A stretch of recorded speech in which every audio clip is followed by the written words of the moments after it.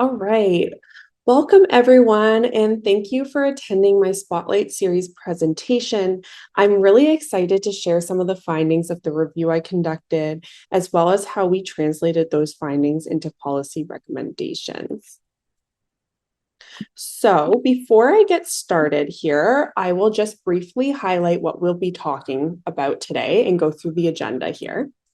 So I'll start off with our research question and our aims. Then I'll move into what we did and what we found. After that, I'll discuss some of the implications for practice and policy, as well as how we translated our findings into policy recommendations. I'll touch on some gaps in the literature, some future directions, and finally, I'll finish off with a discussion and question period. So as I mentioned, I will be going through some of the findings from my meta-aggregative review, which is titled Understanding School-Based Rehabilitation Services Through the Lived Experiences of Children and Youth with Disabilities. This review is published in Frontiers in Public Health Journal. And if you'd like to read the full article, I have included a QR code at the end of the presentation, which you can scan. It will bring you to the article, and it is open access, so everybody should be able to access it for free and read it.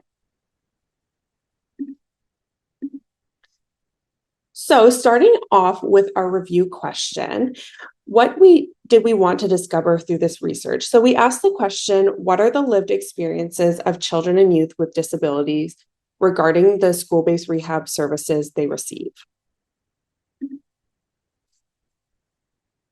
In addition to our research question, we had two main research aims. So first, we wanted to identify what children and youth want and need from the services they received. And secondly, we wanted to translate those wants and needs into these practical recommendations for policy and practice. So moving on to our methods and what we actually did. So to answer our review question and address our aims, we conducted a meta-aggregative review. And most of you have probably never heard of this type of review, so I'll briefly explain what it is and why we chose it. So a meta-aggregative review is a systematic method that focuses on aggregating findings from primary qualitative literature. So with the end goal of generating these practical and actionable recommendations for policy and practice. So there's a few reasons we chose this method. The first being it directly aligned with our research aims of generating these recommendations. The recommendations are the main output of a meta-aggregative review, so this really aligned with our research goals here. Additionally, it aims to maintain original interpretations of the authors, so it avoids this reinterpretation. Because we really wanted to amplify the voices of children and youth, this method really was helpful because it avoided this reinterpretation, which meant that the voices of children and youth were maintained through the synthesis. So as I mentioned, we really wanted to amplify the voices of children and youth in our research. So we not only did this by choosing a method such as meta-aggregation, we also did this by representing youth voices throughout the entire research process. So to do this, we engaged with 3 youth with disability who had experiences with services, rehab services. So these individuals were invited to participate, and those who were interested were able to contact me and were given a little bit more information about the project and what participation would look like. So we met with the youth, and they were able to express how they wanted to be involved. And during this meeting, we discovered all individuals wanted to participate at all stages of the review and wanted to be seen more as partners rather than advisors on the project. So because of this interest, we brought them on as members of our review team, and they were actually hired on as research assistants. So through their work as our research assistants, they contributed to the research process. So this included our protocol development, where they were involved in reviewing the manuscript. They contributed to decision-making, such as a few definitions and things like that. They were involved in the study selection process by helping refine eligibility criteria as well as selecting the articles. They also contributed to study selection through our critical appraisal step, which was a step where we appraised all the included articles for methodological quality. Then moving on to our data extraction phase, the review team members helped extract study characteristics as well as the relevant themes and quotes from our included studies, which I'll touch on a little bit later. And finally, they assisted with our data synthesis. At this stage, they acted more as advisors than partners, as I did the primary synthesis. However, at each stage, I would present my synthesis to them, and they were able to give me input and comments about how I could revise the categories or the category names or descriptions. So moving on to our results and what we actually found. So I'll start off with some of the characteristics of the studies that were included in our synthesis. So we searched 6 databases and identified 8,582 studies.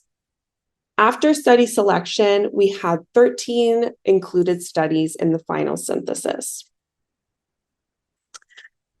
The studies included ranged from 2009 to 2024. However, I'll say that most occurred past 2015. So most of the articles that were included were conducted within the last decade. There's various locations in which the studies were conducted. However, the majority were conducted in the UK or the US, and we did not have any studies that were conducted in Canada, I will note. For the participants' ages, we had children between the ages of 5 and 18 during the time of research. However, we did include 3 studies that had adults reflecting on their childhood experiences. For the disabilities that were represented in the articles, we had various disabilities represented. However, I will note that speech, language, and communication needs and stuttering were the most represented. Our inclusion criteria focused on studies exploring speech language pathology, physiotherapy, and occupational therapy services. And in the end, we had 8 SLP-focused articles, 5 physiotherapy-focused articles, and unfortunately, there were no studies that focused on occupational therapy services. So you may be wondering at this time how these findings are relevant to you as an occupational therapist if there was no OT studies included in the final synthesis. So once I get into the results, I think you'll see what children and youth wanted was highly generalizable across school therapies in general and relevant to anyone providing services in schools. I would even argue that some of the findings are applicable to people like educators, especially since previous research looking at children's perspectives and experiences in inclusive education found very similar themes to us.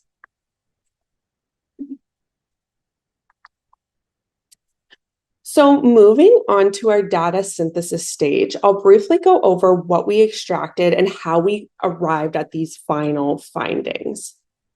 So meta-aggregation involves extracting findings which can be described as themes or categories from the included studies. So in a finding, there's 2 important aspects that need to be extracted. So the first thing that was extracted was the theme or category, and this was extracted using the author's original voice and interpretation. So the theme or category was extracted with a brief description that was verbatim from the original article. And that's where this idea of avoiding reinterpretation comes in, because we're extracting exactly what the author said and how the author interpreted their results. So the second part of the finding was that each of these categories or themes had to be accompanied by a participant quote. And in our case, the quotes all came from child participants in the articles. And this ensured that the voices of children and youth were directly involved, informing our synthesis.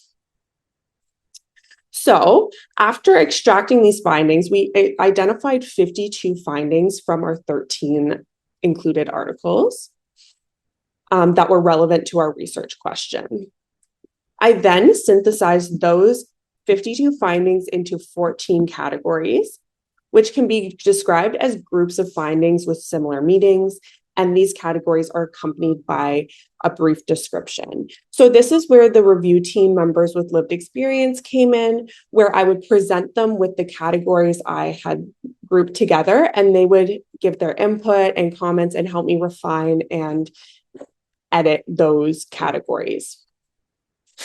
So moving forward, those categories were then further grouped into these 6 synthesized findings or statements, which is the final product of meta-aggregation. During this phase, I also presented the 6 findings to the review team with lived experiences, where they did the same thing and gave their input and helped me refine the statements. So now that we've gone over the study characteristics and how I got to our final results, now I will actually present what our final results are. So we present these as 6 overreaching statements described as what children and youth want from their therapy or therapist. And this kind of aligns with the language that we used in our research aims. So I'll start out with our largest finding. So here, our finding is children and youth want their therapists to increase their autonomy and agency by clearly communicating the purposes and goals of therapy, supporting their ability to make informed choices in school and in therapy. So children did not explicitly say they want autonomy, they want agency, but they express this in several different ways.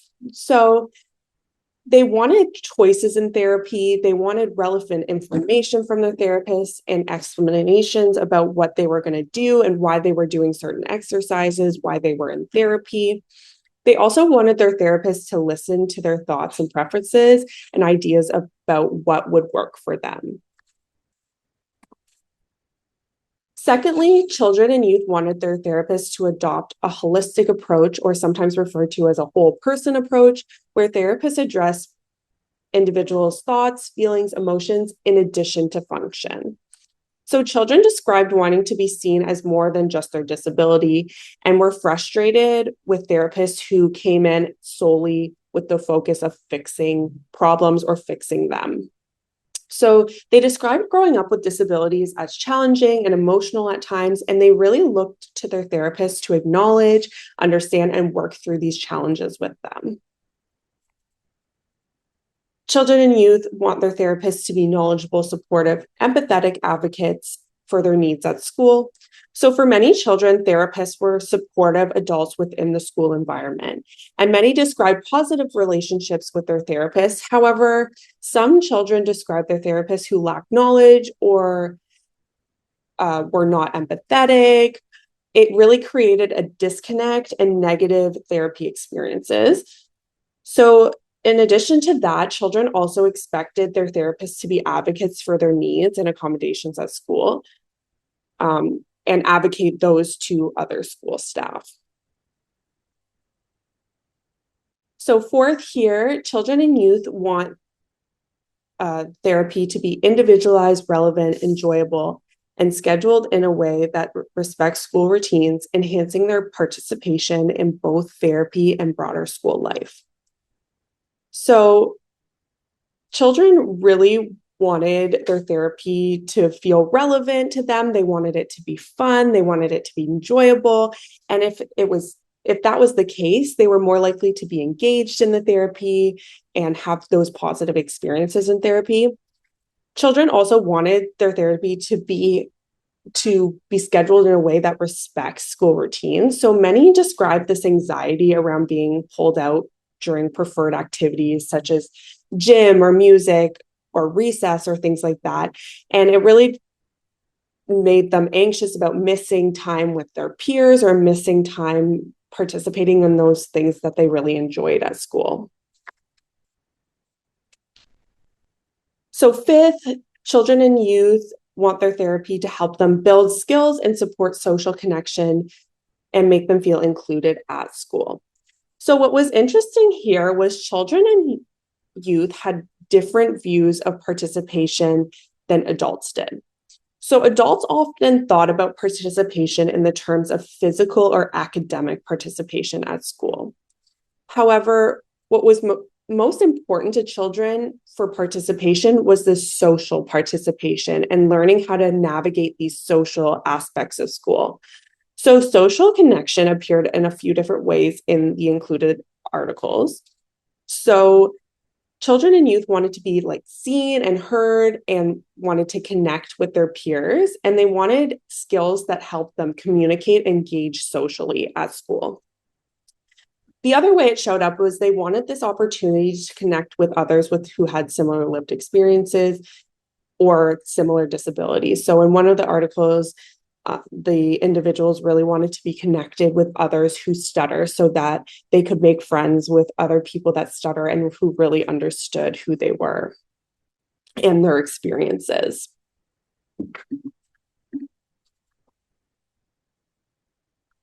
And lastly, here, children and youth wanted to set goals and build relevant skills in therapy. So they viewed therapy as a place to practice and develop these new skills that they needed to participate and engage in school to their fullest potential. All right, so now that we've discussed our findings, I'll kind of dive a little bit deeper into what these actually mean and go into some practice implications and what these mean for clinicians. So, as I mentioned earlier, autonomy was a huge theme in the included studies. So, children and youth wanted to be active participants who were listened to and heard in their therapy experiences. Below, there's a few quotes that demonstrate times where children and youth either had or didn't have autonomy and agency in their therapy experiences and what that kind of means. So this first quote here says, "I want to know what we are going to do and why I need to do it," referring to the exercises of therapy. So this quote really emphasizes this importance of communicating the purpose of therapy to children so they understand why they are participating. Knowledge and communication are really essential when supporting autonomy. The second quote here says, "Listen to them and what worked for them and what hasn't." This quote shows that children are experts in their own experiences in lives. And when given the opportunity, a lot of times children can advocate for what they need and what they want based on their past experiences. This third quote, "Now we know that when the pain comes, we do not have to stop the exercise or movement." So this quote really demonstrates that when children and youth are provided with the appropriate knowledge, that they are able to make these informed choices for themselves. And this reflects that kind of agency piece, which is the ability to make choices and control one's actions. And this last one here really represents some lack of autonomy. So it says, "It was like, you have to go with me right now," and that I did not have a say. So really showing they felt powerless or a lack of control in their therapy experience and created these negative emotions or feelings toward therapy. So that being said, how can practitioners and other school staff support and increase autonomy and agency in children and youth? So there has been extensive research, especially in education, on how to foster autonomy in children. I think it's important to recognize that autonomy is something that can be built and supported when children and youth are given the appropriate environment and tools. Sometimes adults assume that children don't know what they want or what they need, but often they do. And also, autonomy is something that can be developed through strategies such as collaborative goal setting. So this means asking children what's important to them and co-creating these goals around their interests and priorities. There's tools such as the Skills for Growing Up tool, which has been used in occupational therapy services with adolescents, as well as the perceived efficacy and goal setting systems. They can also do things by provide meaningful choices in therapy. This can help give some power back to the children. So, for example, just asking, do you want to work on A or B today? Even if you're going to get to both tasks eventually, it gives that children the opportunity to choose what they feel is more important to them, or what they want to start on, or what they want to get over with. So just giving them the opportunity to feel like active participants in their therapy. And here we need to be encouraging children to express their preferences and interests so we know what works for them and what doesn't. And finally, supporting these skills requires creating these safe and supportive environments so that children feel comfortable in doing all the actions above that I just described. Moving on to our second implication here, the idea of supporting social emotional health and this holistic whole person approach to care. So children and youth explain that growing up with a disability can be challenging, and they really look to their therapists to validate and acknowledge their feelings and experiences. So this first quote here says, "I could feel the emotional baggage, but never even thought about it. I always was focused on the techniques, and it was all about the techniques, and the emotional side just wasn't part of therapy." So showing that when we're only focused on function, that this can be detrimental to children and youth, as they really want to also address some of that emotional and like those feelings that come with growing up with a disability. So the second quote, "Wow, this is really tough, and that is valid." So just wanting to feel validated in their emotions and their feelings and their experiences. Lastly here, I want to talk the way they do.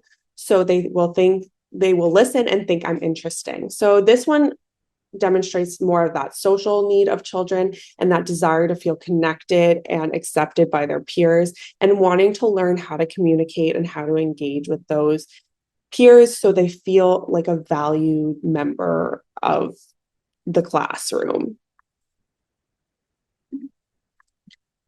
So, although social emotional learning can be incorporated into therapy, therapists such as occupational therapists and speech language pathologists often don't feel adequately equipped to support social emotional learning. So, although many acknowledge that this should be part of their practice, they don't necessarily have the tools or the skills to incorporate this into their practice. So, there are tools and programs available to help therapists integrate social emotional learning into their therapy. However, therapists often lack the time and the training and the institutional support that they need to actually implement them. So this means that there needs to be an increase in professional development opportunities, mentorship, organizational support to help therapists really address these social emotional learnings within their practice. So next, I'll discuss affirmative approaches, which connects closely with the social emotional learning, just building off of that. So affirmative approaches shift the focus of fixing children to instead affirming and acknowledging disability as part of their identity, and that focused on lived experience. So their children express frustration with therapists who came in solely trying to fix them. And many described feeling as though they needed to be changed in order to fit in, or created negative feelings such as shame around their disabilities or their identities. So I will note that most of these quotes came from SLP articles, but I think that this is relevant to anybody working with individuals with disabilities. So some of the quotes we had from the SLP articles here were, "I've had therapists that would come in with strategies to like change it or fix it. And the thing is that stuttering does not have to be fixed at all." So here just showing that when therapists came in with the idea of changing or fixing a problem, even if it was implicit messaging, that it really it created a disconnect between the child and therapist because they just didn't feel like they needed to be fixed. The idea of like shame and embarrassment comes in with this quote. I think there was a lot of shame that comes with it. It's like, what is wrong with me? So therapists may be implicitly using these techniques may create these feelings of embarrassment or shame. And then lastly here, it's so easy, I think, for people or kids to get in their head the idea that there's something fundamentally wrong with them and there's something that needs to be fixed. So again, that internal struggle of, I need to fix myself, people are trying to fix me, and that idea of creating this negative feelings around their identity. So affirming their identities as individuals with disabilities is so important. So how can we actually do this in practice? So there's things like using positive, affirmative, and inclusive language in therapy. So I've included some resources here on inclusive language. So the first one here is the United Nations Disability Inclusive Communication Guidelines. And then here, A Way with Words and Images, a guide for communicating with and about persons with disability. So these tools are just describing how we speak about to individuals with disabilities and how we speak about individuals with disabilities. This also comes into play in documentation on how we write about children in our reports, which is also super important for affirmative and inclusive care. Another strategy that can be used is advocating for children's needs and accommodations by identifying barriers outside of the child rather than focusing that problem within the child or fixing the child themselves. Let's fix the environment around them and create changes in the environment or the system. Supporting inclusive learning environments such as tiered approaches where children learn with students with and without disability and create this awareness and acceptance within that classroom. And finally, helping children recognize the strengths associated with their disability can positively influence their confidence, their identity, and their self-perception. So given the implications I just discussed, this requires a shift in how disability is understood, discussed, and approached. So I've got 3 models here I'll kind of talk about now. So we have this medical model of disability, which continues to shape therapy policies and practices, even if that's not really the intention. So within the medical model, disability is viewed as something located within the individual and places a focus on fixing or curing a person. So in our studies, children describe this idea of fixing as like harmful and associated with feelings of shame or embarrassment regarding their disabilities. And I will note that these messages were often implicit. Therapists may have not directly told children they need to be fixed or said they were going to cure you or whatever. But there was aspects of therapy that would sometimes make children feel as though they were a problem. So these messages can occur from society, teachers, parents, a broader system. So it wasn't just the therapists themselves, but it's important that we explicitly communicate to children that they're not the problem and they don't need to be fixed. And this connects to shifting towards this social and affirmative model of disability and care.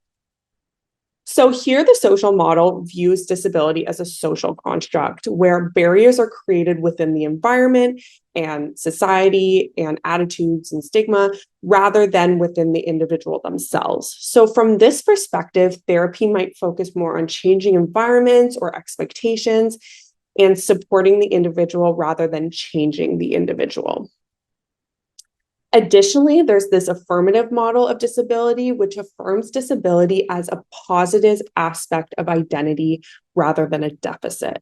So this model was proposed by Swain and French in 2000. And this model really emphasizes the strengths and identity and lived experiences of individuals with disability. And that being said, it is important to recognize that disability should not and care should not be viewed through one single one of these lenses, but we should acknowledge and view through these multiple perspectives, and acknowledge that there's both value and limitations to all these models. All right, so now I'll shift a little bit more towards policy, and I'll discuss how we translated our findings for policymakers. So this work that I'll be discussing for the next few minutes is a separate knowledge translation piece, and it was developed from the review findings. So to provide a little background, the current policies that govern school-based rehab services in Ontario is the Policy Program Memorandum 81, or PPM 81. So this policy ensures that students with special needs receive support services required to benefit from their educational programs. It also outlines the roles and responsibilities in the delivery and provisioning of school-based rehab services and other health supports in schools in Ontario. So what are some of the challenges with school-based policies?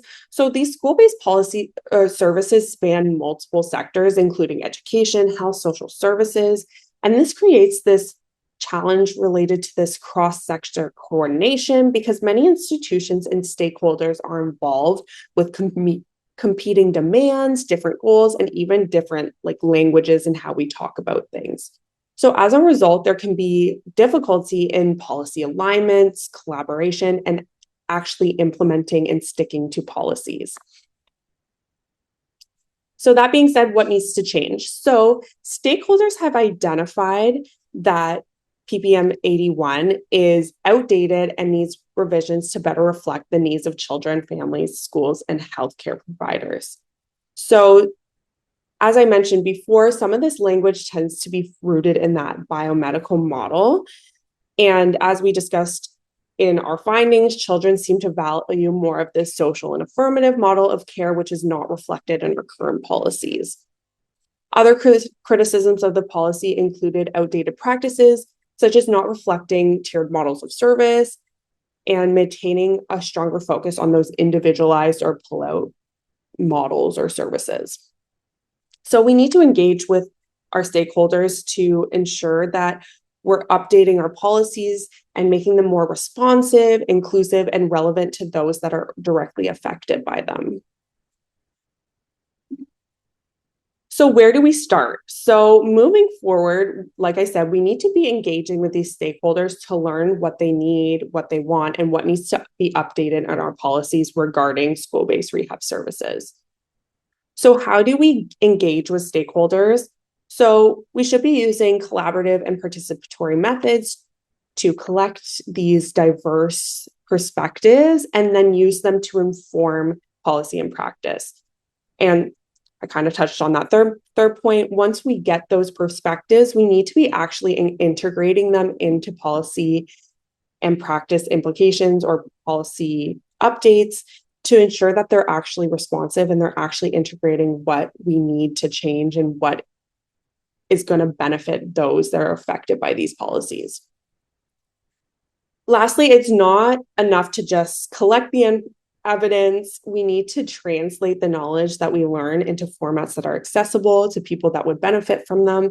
And this is where that knowledge translation and mobilization is so important.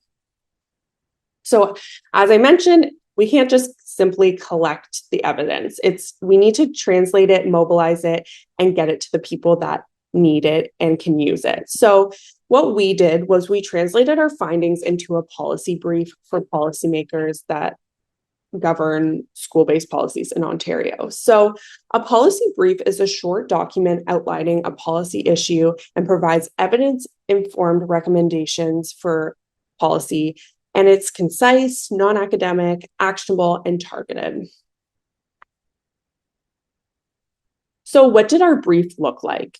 So A policy brief typically follows this standard structure where you present your summary and then you go into your background, methods, results, recommendations, implications, and conclusions. So it's this typical standard brief format. So we just tweaked this a little bit. And although we use that same kind of format, what we wanted to do was make our headings a little bit more engaging. So we used questions instead of these standard headings to make it a little bit more engaging, and wanted people to want to answer these questions and want to read the brief. So in addition to changing the typical structure of the policy brief, we really wanted to make it a little bit more visual, almost like an infographic. So we felt that this approach was appropriate because many of our stakeholders are educators or work with children and tend to engage in formats that are a little bit more concise or like visually appealing. So here's an example of a recommendation page where you can see I use like cohesive colors, visuals. I represented each recommendation with a bolded heading and a short explanation underneath. And this format just really draws the reader's attention, and it's a little bit more effective than maybe a traditional text-heavy document. The other consideration I had when designing this policy brief was its usability. And I really wanted each page, especially the recommendations and results pages, to be able to stand on their own. So I wanted you to be able to take this one page and hang it on a bulletin board in a staff room or something like that. So that was also a consideration I had when I was designing and creating this policy brief. So what were our recommendations for policy? So first, we need to be centering policies and practice around the voices of children. So historically, children's voices have been absent from policy. And although there's been a shift towards including children in research that informs policy, it's really unclear how their voices are actually informing and being incorporated into policy decisions. Secondly, we need to be promoting autonomy and decision-making. So policies should allow children to be active participants in their therapy and school experiences, and also ensuring that therapists have the tools and opportunities needed to help children foster autonomy and build autonomy. And third, promote inclusive and flexible service delivery. So as I mentioned earlier, the PPM 81 really lacks this guidance around tiered models of service and tends to reflect more of these medicalized models of care and these pull-out services instead of push-in services or in-class services. Fourth, here we have adopt a holistic, socially oriented, and affirming model of care. So this includes changing some of that language that we use and how we think about and deliver therapy. This can start with policy changes. So we also need to be equipping therapists with tools and strategies to build these relevant skills in therapy. So currently it's clear that many therapists are not provided with sufficient time, resources, or professional development opportunities, and they need helpful tools and strategies, and these aren't necessarily reaching therapists right now, even if they exist out there. And lastly, we need to be continuing to advocate for accommodations and supports within schools. So shifting towards that collaboration with educators and school staff can allow therapists to recommend accommodations and classroom supports that are better enabling children to participate at school and that are more relevant within that classroom context. So that being said, what comes next based on what we found? So we identified several gaps in the literature, with one of the most significant being this absence of studies focused on school-based occupational therapy services, which was disappointing to us. We really wanted to find some OT-focused articles. And we expected to. However, there was a few reasons that we didn't have any in our final synthesis, with the biggest reason being that most occupational therapy studies focused on occupations rather than the service themselves. and therefore was not relevant to our research question. So here I have an example where they asked children about self-care at school, and they really talked about self-care and what that perception to them rather than the service itself. Another reason was some studies focused on equipment use rather than the services. So while the equipment was provided by an occupational therapist in schools, the questions asked to children were about the equipment rather than the service. So here they were asked about their handwriting and computerized ATD supports in schools rather than the service. Lastly, a lot of articles focus on these community-based programs rather than school-based services, so it didn't align with our research context. So what do we need to be doing next? So there's a clear gap in understanding what children's experiences are with specifically school-based occupational therapy programs specifically. So although our findings may be generalizable to children across school-based rehab services, there's still important insights that might be unique to occupational therapy services themselves. So, for example, we noted slight differences between physiotherapy and speech-language pathology studies. So, for example, children in physiotherapy studies often discuss participating in groups and having this group therapy, where speech-language pathology studies focus more on those one-on-one therapy experiences. We also need to be hearing from a broader ranges of ages and disabilities. Like I said, we had a strong focus of SLP articles with stuttering and speech language communication needs. And also ages, we found that most of the children were older. So just expanding and broadening those voices that we're collecting. We need to be continuing to support and creating opportunities for children to be involved in research and advocating for themselves, and creating opportunities where they can share their experiences to inform policy and practice. This is so important, and we can do this by using things like child-friendly and participatory methods. So if you want to learn more, this is the QR code that will take you to the full article and provide you a little bit more information about the review we conducted. I'll give a few moments just for everybody to be able to scan this.